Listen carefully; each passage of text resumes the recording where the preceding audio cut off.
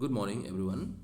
Today we are here again with another author, English author George Orwell.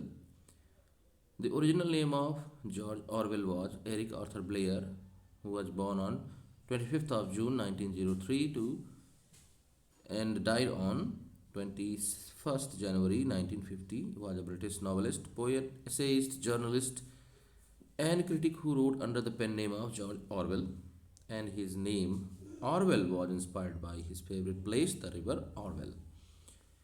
His work is characterized by lucid prose, social criticism, opposition to all totalitarianism, that is,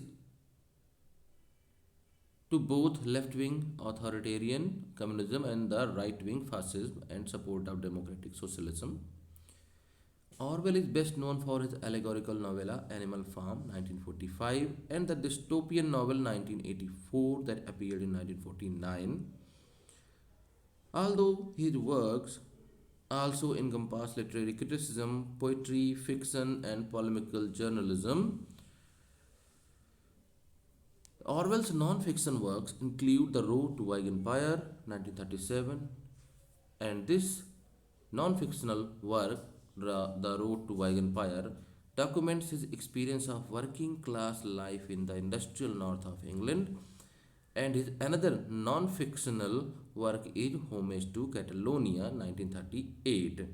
And Homage to Catalonia is an account of his experiences soldiering for a republican faction of the Spanish Civil War that spanned from 1936 to 1939. And these two non-fictional works, The Road to Wigan Pierlass and The Homage to Catalonia, are as critically respected as essays on politics, literature, language, and culture.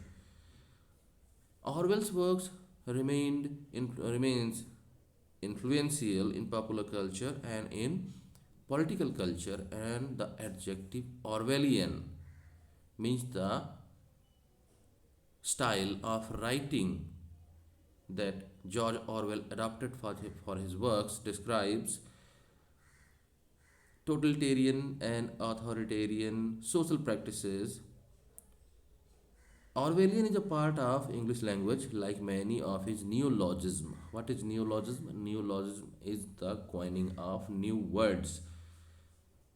So, Orwell in his works coined the words that are given here: Big Brother, Thought Police, Room number 101, News Speaks, Memory Hole, Double Think, and Thought Crime.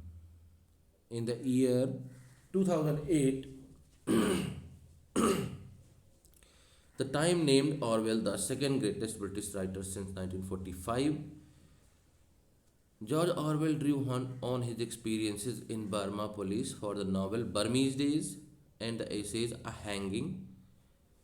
The Burmese Days appeared in 1934 and the essays A Hanging 1931 and Shooting an Elephant 1936. So these three, a novel and two essays, Burmese Days, A Hanging and Shooting an Elephant. For these works he drew experiences from his service during police in Burma. In imitation of Jack London, whose writing he admired particularly, Jack London's The People of Abyss, Blair, George Orwell started to explore the poorer parts of the London. On his first outing, he set out to Limehouse Causeway, spending his first night in a common lodging house, possibly George Levy's Kip.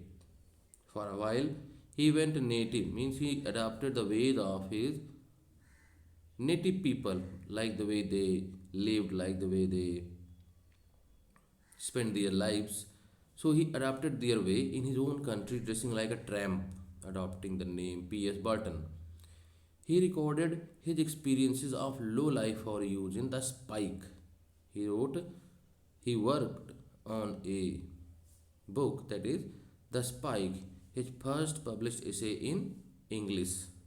So The Spike is an essay, and in this essay, George Orwell recorded his experience of the low life of London.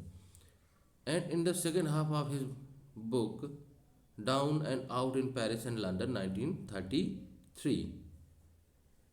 His novels are 1934 Burmese Days, 1935 A Clergyman's Daughter, 1936 Keep the Aspidistra Flying, 1939 Coming Up to Air, 1945 Animal Farm, 1949 1984. So number 15th and 16th Animal Farm and 1984 are his magnum opus, we can say. His non-fiction works are Down and Out in Paris and London 1933, The Road to Wigan Pierlass 1937 and Homage to Catalonia 1938. So friends, this is a brief detail of George Orwell or Eric Arthur Blair's life and his work.